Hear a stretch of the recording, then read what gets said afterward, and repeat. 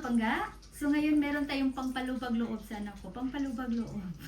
Yes, pampalubag loob. Kasi today is Friday at ang pagkatapos ng trabaho ko, ang dami kong mga binili. Ito naman lahat ay meron ako.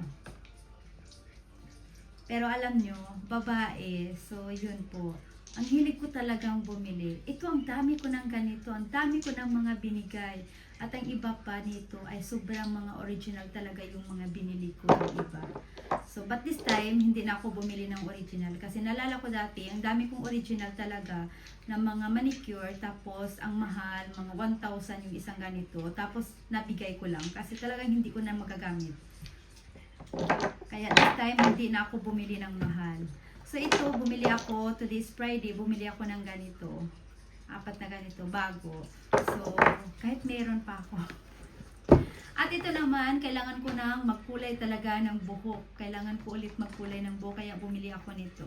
Meron naman akong stock na ganito, pero naisip ko na itong kulay na to gusto ko. Kaya bumili ako ng bago. Dalawa yung binili ko kasi pag isa lang kasi hindi kasya. Mataas na din yung buhok ko, pero ikakat ko din ito.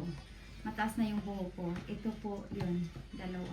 Kasi hindi siya, maganda siya kasi hindi siya talaga totaling brown, hindi siya totaling black, pero may kunting black na parang blondie, kunti na brown.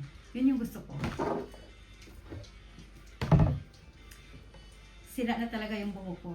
At ito nga, kasi may nakita ako at of course, lagi ko itong nakikita sa mga advertise at ang ganda nito.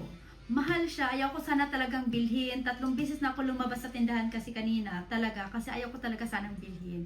Kasi mahal siya, almost 400 kroner sa pira namin dito. Pero talagang sabi ko, bakit hindi ko i-try? Sabi ko, oh my God, talagang walang laman yung account ko. Talaga nag-transfer lang ako ng pera doon sa savings ko para lang makabili ng ganito. Yes, ganun ako. At ito din, mascara. Ang dami ko ng mascara. Ang dami ko ng mascara. At yung isang mascara na talagang bet na bet ko, yung mascara ko na binili galing sa Japan. Korea. Sorry, Korea. Kasi nung nag-stop over ako nung umuwi ako ng Pinas at pagbalik ko dito, yun po yung pinakabit ko, yung ganito na nabili ko from yung mascara ko. Pero hindi ito, hindi same. Of course, iba siya na klase. Kasi ang ganda. Alam niyo ang anong kagandahan na bili ko dun sa Korea? Kasi 3 araw hindi talaga siya matatanggal. Waterproof din siya.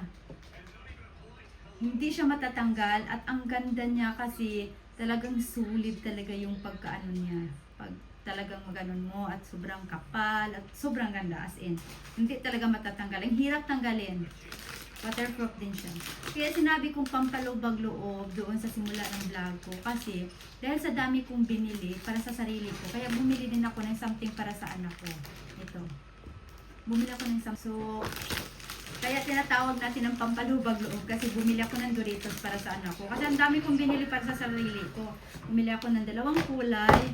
Tapos yung bawat kulay more than 100. Almost 300 itong dalawa. Tapos ito 400. Tapos may mga manicure pa ako, of course. Oh my God. Ang dami kong mga manicure na guys. There's a time na anak ng kapitbahay ko babae at talagang gusto daw ng manicure. Nag-post sa Facebook na gusto yung anak ng manicure. Kung merong mga sobra-sobra, kung sino daw gusto magbigay, ibigay. Kaya binigay ko yung akin at nasali ko yung nabigay yung original ko.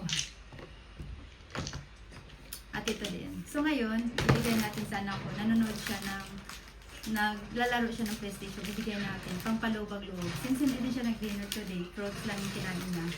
Ibigay na natin.